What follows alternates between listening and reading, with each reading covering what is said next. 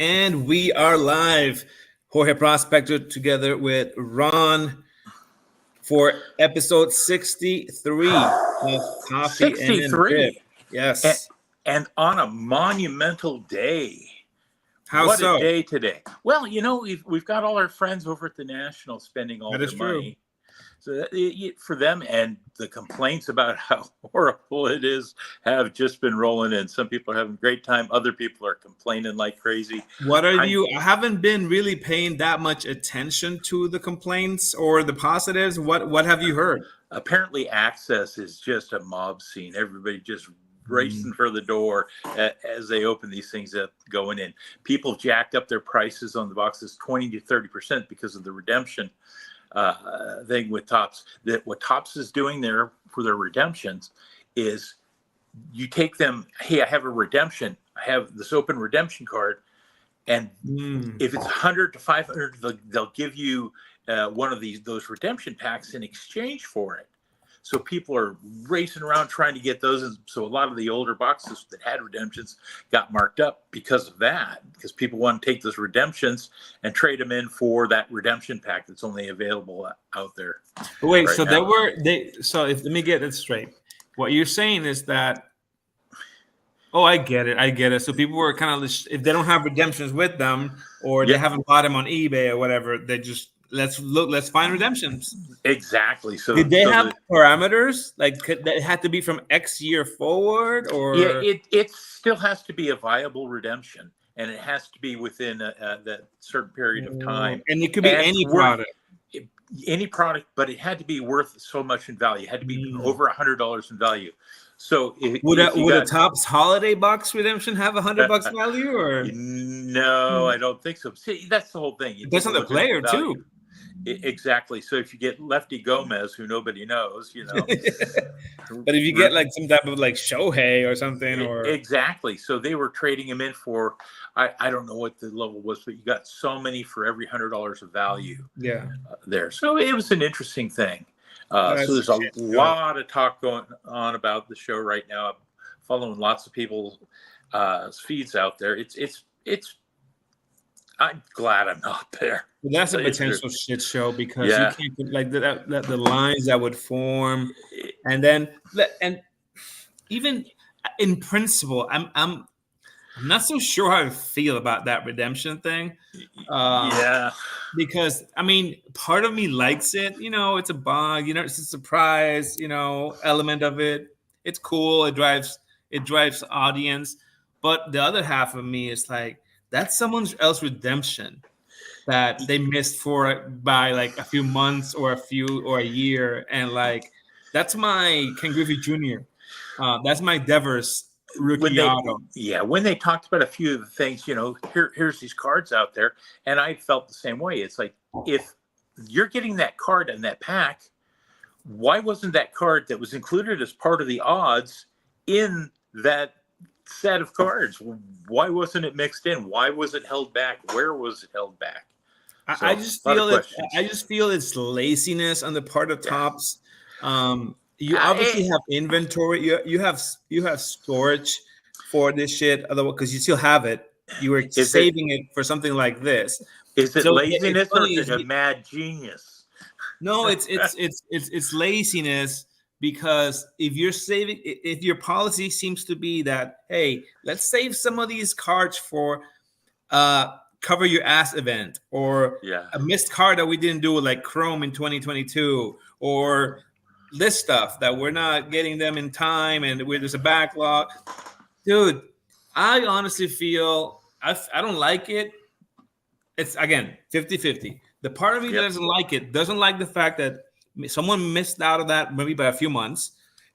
Two, you're flooding the market with these new cards that all of a sudden, like, wait, where was this Devers rookie card auto that was never on the eBay? And now it's like you find 2 or 3 of them. Hey, I need to jump. Shit, I just got pinged at work. I got to jump. No worries. I'll be back. Bye. All right, folks. So Ron had to leave us. But so what Ron was alluding to was that at the National, Topps has this program, this redemption exchange program, where they are accepting redemptions, non-expired redemptions, and they have to be of a certain value. I think they set it at $100 market value. How do you set up that? How do you establish that value? Who knows? And if you submit that, they'll give you this white box, which has been like manufactured beautifully, whatever, white box with an auto on it, and it could be. I mean, people have had, I think, mixed reviews, mixed experiences, but it should be a pretty good auto. I saw a Rafael Devers white box auto. Sorry, a Rafael Devers rookie auto. I'm guessing base or chrome. I'm not sure. But stuff like that, stuff that's maybe from like 2018 or 2019 or more recent years. I don't know. But the thing is, so what Ron was alluding to is that it's creating a little bit of a nightmare, logistical nightmare situation there at the National, because one, people are now scrambling to buy products that they've researched and have possible redemptions on it, so that they can go and exchange it for the white box. And so sellers know that and are, artificially inflating seal wax, those seal wax boxes prices for like maybe like 20%, 30% up bump. So that sucks. And two, there's probably a huge line of people wanting to get in on this. So, I mean, it is what it is. I'm just hoping that people that are there are having fun. I'm hoping that the Wi-Fi is decent. I've heard that there is a charge if you want premium Wi-Fi. This is where we are, folks. There's a charge for premium Wi-Fi at the National. And if you want to just slum it and just use their public Wi-Fi, that it's terrible. And I can imagine that bandwidth is terrible because there's thousands and thousands of people there eating up that Wi-Fi. So I'm sure the public Wi-Fi is terrible. And then hopefully there's, sorry, I'm getting message here. I'm hoping there is good AC at the event, because otherwise that could be a nightmare. One other deflating piece of news that I heard regarding the National, something that I posted yesterday on our Discord group, is that I was disappointed by the non-inclusion of 24 Topps Chrome in the eligible list of eligible products for National packs. In the past, that's been a great way for attendees to lower their cost basis of sealed wax by buying a bunch of these eligible products and redeeming them for National packs, and then turning around and selling those National packs that usually go for about 60, 70, 80 bucks, even in some cases. Those packs tend to be loaded with autos, usually sticker autos, but still, they do have a market. And so that was, that was tough news to hear, that only, I think, really interesting products included were 24 Series 1 and 2. I think Ron is back. Yeah, hey. He's back. No worries. Only thing you missed was I was telling folks about what you were narrating and some of the deflating or sad or bad, quote unquote, bad aspects of the National, of people, of sellers taking advantage of the redemption box possibilities and creeping up prices 20% or whatever it is, the lines. But I was saying that overall, I'm just happy. I'd just be happy if people are having a good time. If there's AC, it is working AC. I have not heard anything poor about the AC. I saw a large group of folks out at a game together, so it looks like folks are having a good time. AC, as long as you have working AC, because otherwise, let me tell you, it can be a very uncomfortable situation. Our core crew, our core crowd, it's not necessarily a. Yeah, A I saw perfume. a group shot at the game, and I thought, they are every one of us. Right. And the other thing is, I was hoping that there's good Wi-Fi. I heard that at the door they were charging for premium Wi-Fi.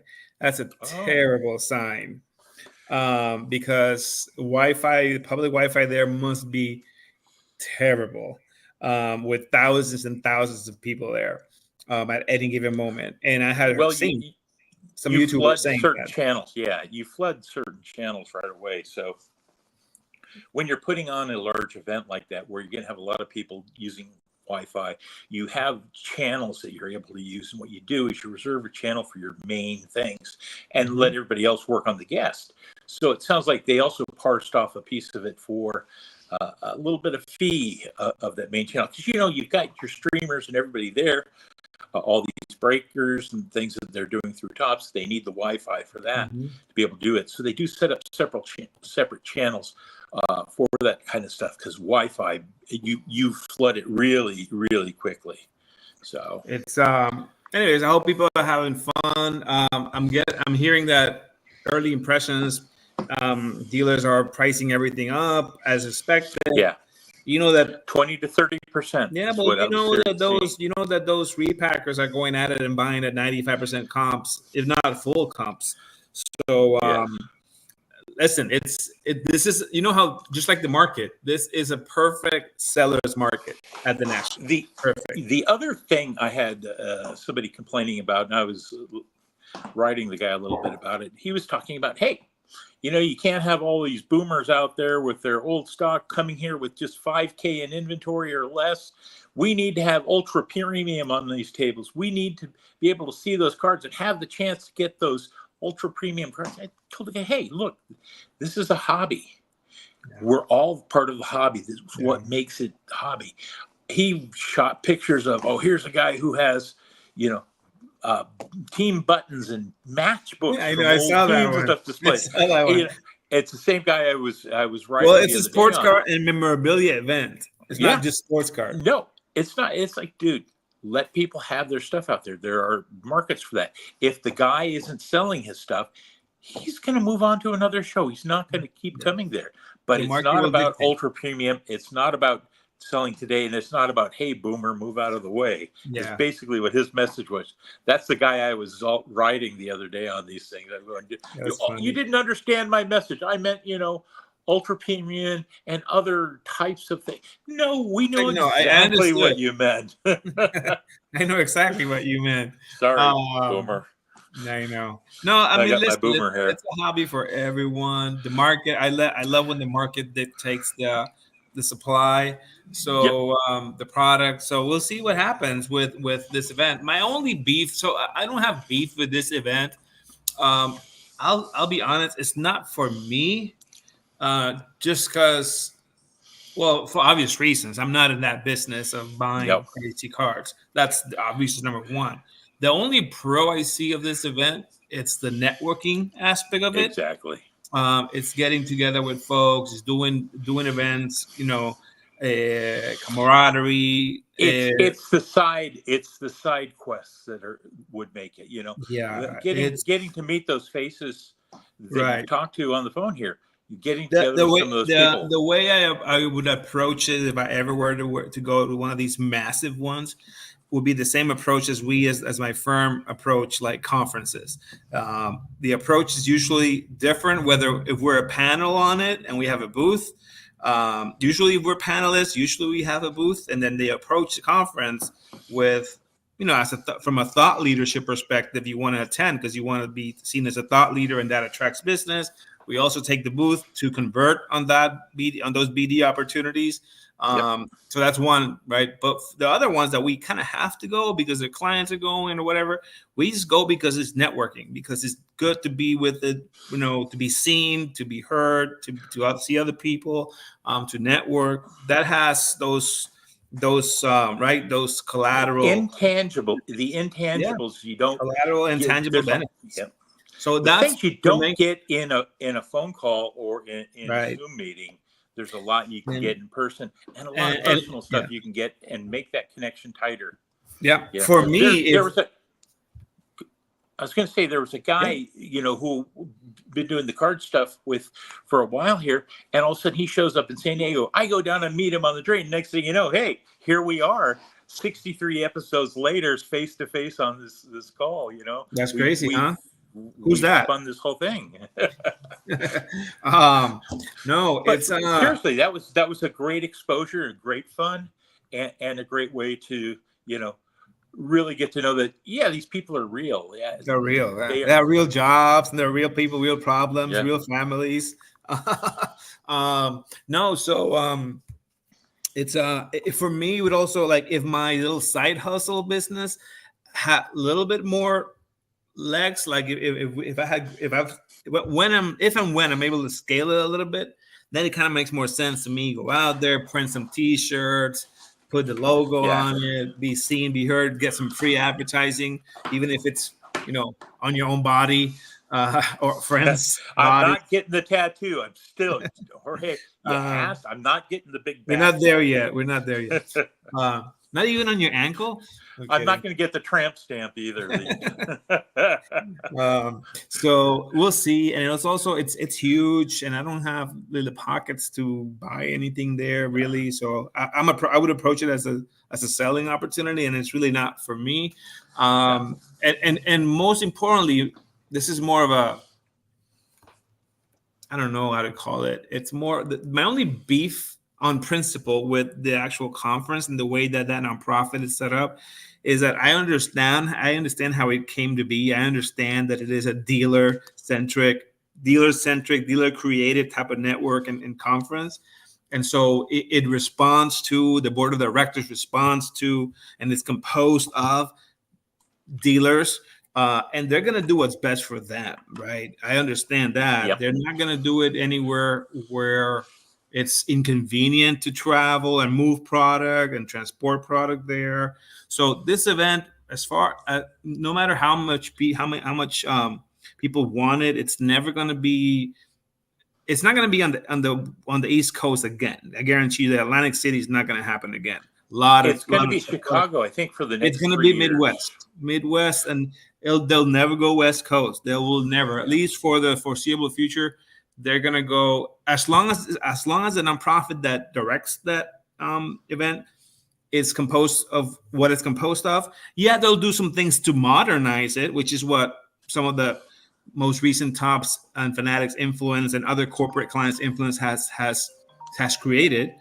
That they've had to modernize a few of the offerings, of the look and feel, have some breaker pavilions and this and that, but the feel and the location is always, for the foreseeable future, going to be Midwest. And it's just that it really makes it tough for a huge chunk of the hobby to spend $4,000 on it and in travel, in airfare, in hotels, in meals to go there when you can be putting that money into cards online, right?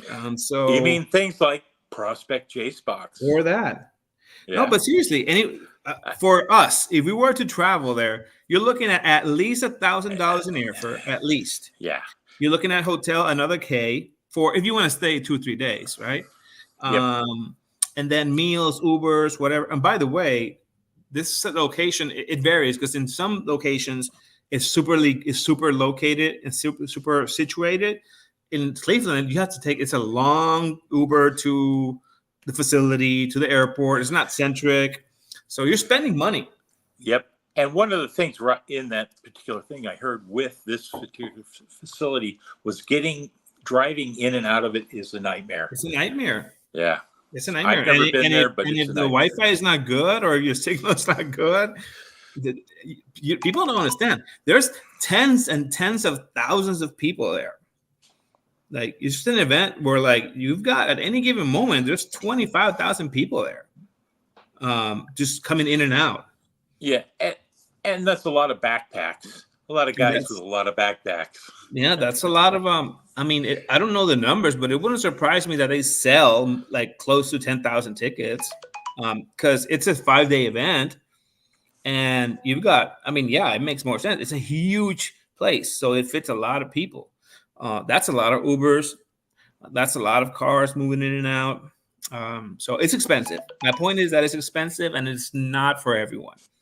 That's why Burbank has completely exploited that opportunity. And Burbank now has like 2 shows annually. The one in Burbank, then they have one in Ontario, or they think they go back and forth. They do smaller shows. I don't know if you saw this, but Burbank just bought a huge facility. They just bought out so Burbank Sports Car, which is one of the largest LCSs in the nation. They just bought out. They have a little rinky dinky spot in Burbank. Not that great. Limited parking.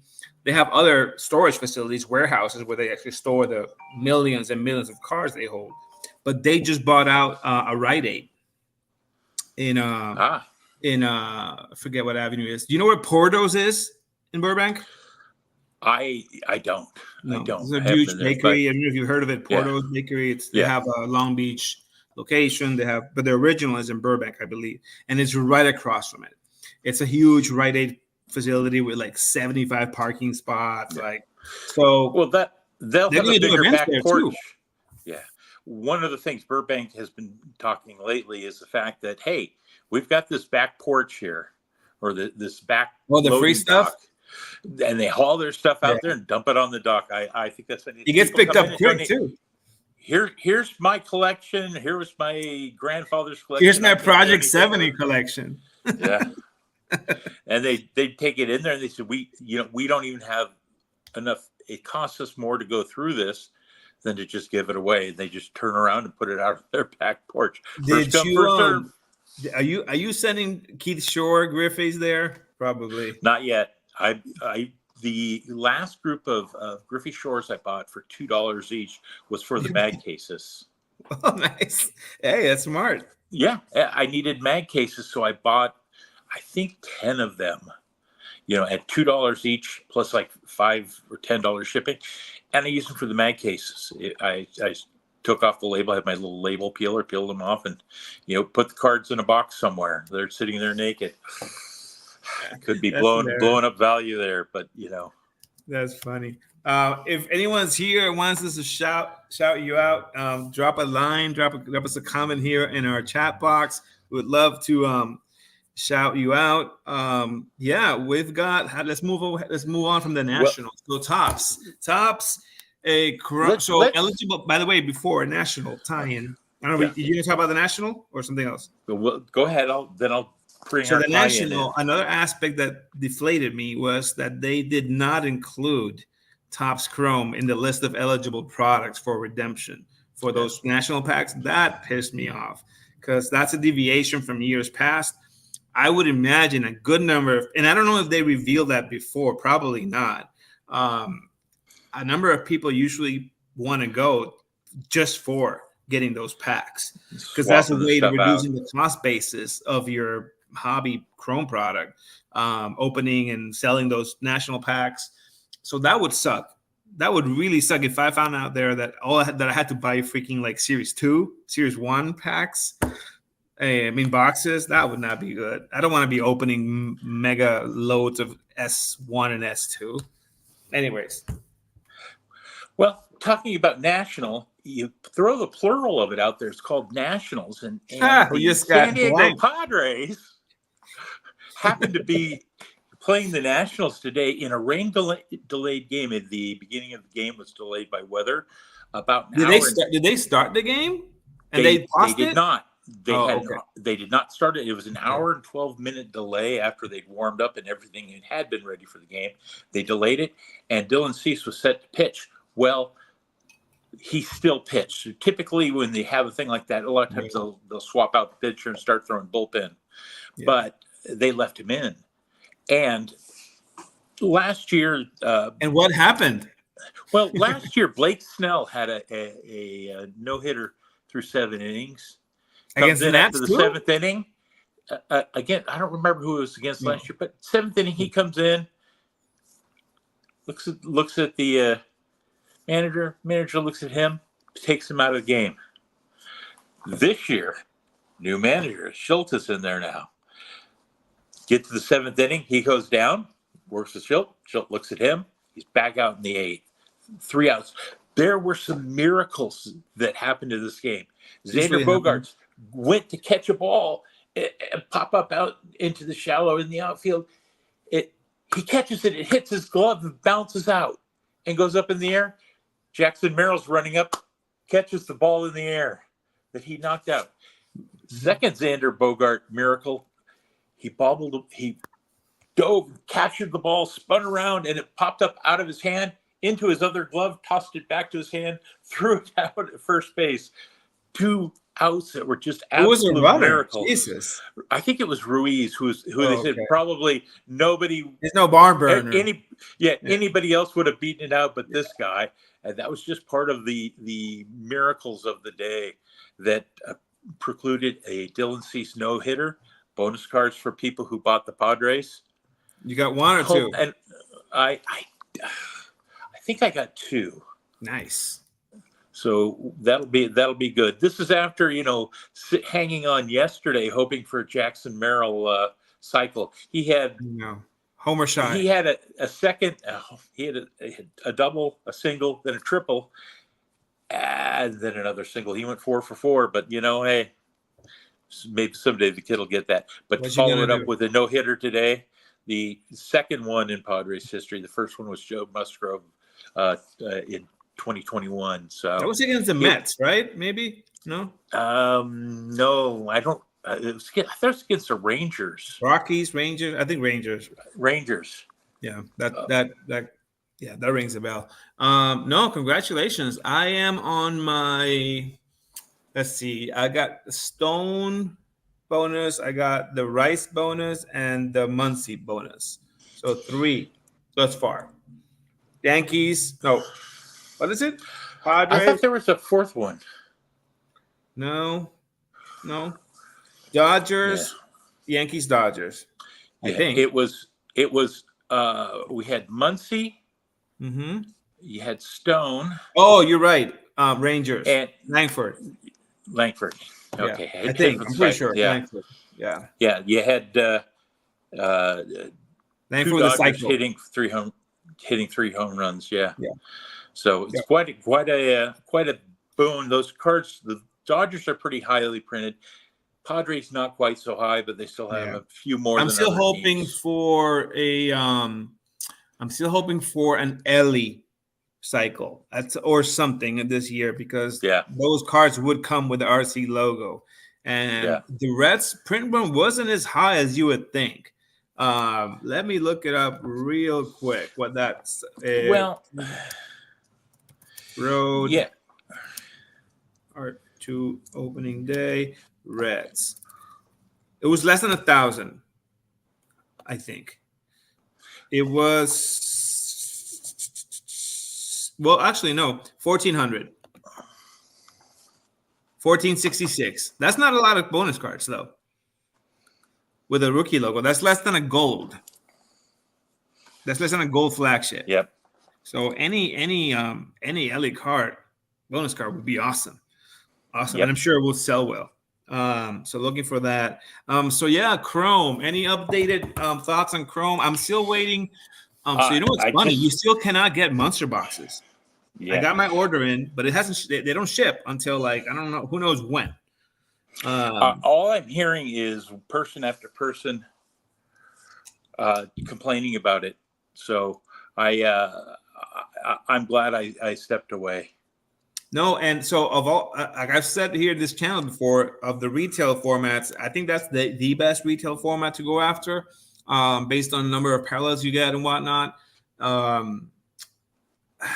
Blasters, I've said it. I don't think they're great, but it's so like hit or miss. Like you get some people that you see online and they have a fantastic rip, and then some people just get clobbered.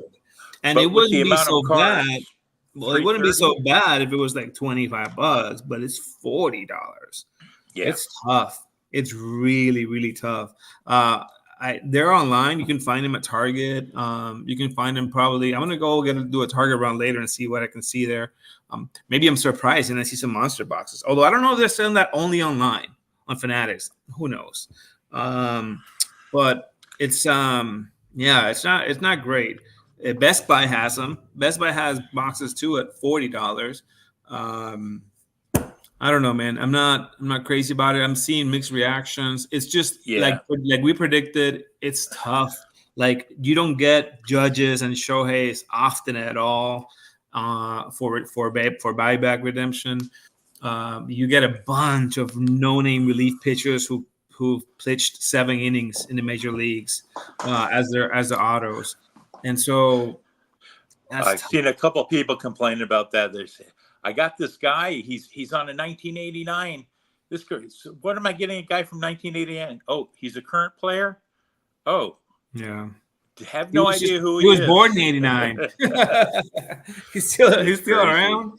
No, we were lucky in a little pack, pack break. We had a good pack when you We look at had the other good ones. packs, and but that was hobby. But still, we have a serviceable Red Sox position player who's actually playing, doing well. That was the auto. But yeah. And we had things like the ultraviolet in there, and that's a few other real solid rookie cards and such in there. We didn't have an Ellie, we didn't have an Aaron, and we didn't have an Ohtani, but overall we did really well. No, we did good. We had all the rookies. We hit all the rookies that we could get. We hit a few refractor good ones too. You mentioned, was it the ultraviolet who was numbered or was numbered? It was not numbered, but it is to /99, the green one. So they start with the base ultraviolet, then they have several levels of different colors. So not the green numbered. is the /99, non-numbered though. But they say they only printed that. It's so weird. If you're gonna be limited 99, put a freaking number on it. Yeah. Right. Yeah, but that was per Beckett. That's crazy. And this one was green, right? Yeah. So That's cool. We had a green Acuna. No, listen, do you know what I'm down for? Because I do like I like the product. I think the product looks amazing. I like I like the variations. I like those retail only, I think, variations like the Ray Wave or something. They look really cool. That's the one thing. If you hit a blaster or two and you get a Ray Wave Ellie or Jason or something, that's a cool card, and that card sells well. Not to mention if you hit a Shohei or a Judge or whatever, that sells well. It's $40 or whatever it is, likely. So, and those are cool. The only issue, and the way we've dealt with it, is by sharing the risk. Is the only issue is price. It's 200. What is it now? 230, 225 for a hobby. It's gone up probably. And then like Blasters 40, Monsters 65, 70. Yeah. I mean, that's tough. The only way you can do this is really by sharing the cost with other people, and just if you're gonna play the lottery, which is what you're doing, you might as well just get. When you buy the lottery, you don't buy 200 tickets, do you? You buy 2 or 3, $5, $10, right? That's what you should do. I hadn't thought about this analogy, but that's exactly what you should do. It's a perfect analogy, right? Perfect metaphor. Yeah, well, or you do what we did, is get with your friends and buy a few more together. No, that's what I'm saying. Yeah. Is share the risk. You buy for yourself. Exactly. And we did that with that hobby box. I thought that was the best thing we've done. 24 packs. You buy a lottery. Why buy 24 tickets of lottery? You buy 8. If you hit it, you hit it. Yeah, well, so anyways, we as a group bought 24. Yeah, that's what I'm saying. Split it up 3 ways. It's a good way to go. That's the only way I'm willing to do this. So shout out to you, and a good opportunity for the plug.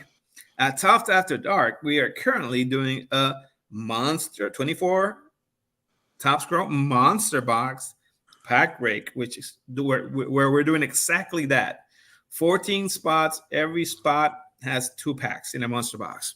Mm-hmm. And then one spot gets full cash back.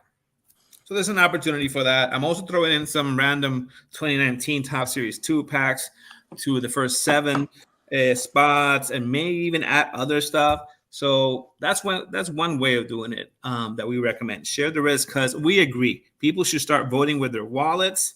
Yep. This is insane. There's no reason why Topps should be doing this. And if they are, don't raise the price. I'm okay with you doing checkflation. I'm okay with you like milking it out, but come on. It's like adding salt to a wound, right? We're going to increase the checklist of non-important rookies, autos and a regular base card and the regular checklist and more inserts, and we're doubling the price. That makes no sense. It doesn't. But you take a look at the fact that Ruben is selling off his shares. Well, he went out there. Thought he was going to make this 10x by upping the prices and increasing the stuff they're printing. But that was not the key to success for this. Well, we know what they're doing. They're not. The intention was never to 10x the hobby. It was to 10x Fanatics. It was to 10x Fanatics valuation in the market. That's it. That is the intention. And with hopes of, and the reason why they're banking so much on this generation who is very keen and very familiar with the whole like sports betting aspect of breaking, it's because they want to transition into that. You know that Fanatics is building its own sports betting platform and business. That's their future. It's sports betting. And so this is what they're doing. They're introducing their new client, new customer base to sports betting by getting them hooked to breaks. I mean, the playbook is so simple. You don't need an MBA to understand what they're doing. Granted, they're successful at it because the majority of this hobby doesn't really see through the weeds. They're just not at all puppets, and you show them something shiny, and it doesn't matter if you double the price, they'll go for it. Yep. So are you going to rip that live? Yes, of course I am. Okay. Let me go ahead. So I'm going to let you rip that live while I have to get back to work again. I'm getting pulled back in one more time. That's all right. It's one of these great days. Didn't expect this. All my meetings were done, but I'm getting pulled. Ripped some big stuff. I'm going back to meetings just after this. All right. If we pull something huge, I will text you. All right. Thank you. All right, folks. Let's wrap up. Thank you, Ron. Let's wrap up this episode 63 by going back to good old faithful, my favorite release of the last 3 years. 2018 Topps Update gives it a good run. 2022 Topps Update hanger. I was about to say blaster. Hanger box. Hangers are definitely bangers on this release. So we're gonna go ahead live and see what we can pull.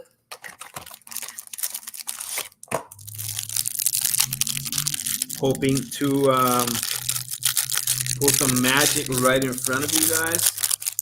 I know that the Bobby Witt Platinum 1 of 1 allegedly hasn't been pulled. So let's see how I can do this. I'm hoping that you can see it. All right, I'm going to go probably skip the first parts. We know what there's not much there. I'll go back, see if there are other ones, but the middle of the pack is where the action's at. So let's see. It's backwards. All right, here we go.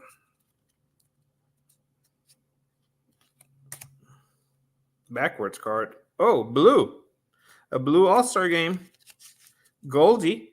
Never seen this one before. I think I pulled the Pujols or something. Blue or the Miggy or something. But blue All-Star parallel. That's a good one. We got here rainbow foil. Rainbow foil. Bo Brisk, a rookie. And then the MLB Stars. Bobby Witt. We'll take it. What a season Bobby Witt is having, huh? O'Neal, rookie. Jaron Duran is having a great year, too. Brooks Robinson. Do we get anything else? NJ Melendez. I think that's it. I think that's it, folks. I don't think we hit anything major. I'll double check. But yeah, it looks like that's it. I'll double check. But you know, we got a Bobby Witt MLB All-Stars. We got a Brisk rainbow foil. And we got this little Paul Goldschmidt blue parallel All-Star card. So any Cards fan watching this, give me a shout out and I'll send this card over to you. All right, folks, I think that's going to do it. Thank you again, Ron, for taking some time to chat with us. Thank you all for watching, and we will see you in the next one. Make sure to go to the Topps After Dark page and sign up for those amazing Topps Chrome and Chrome Platinum events we've got going on. Till the next one, Jorge Prospector, out.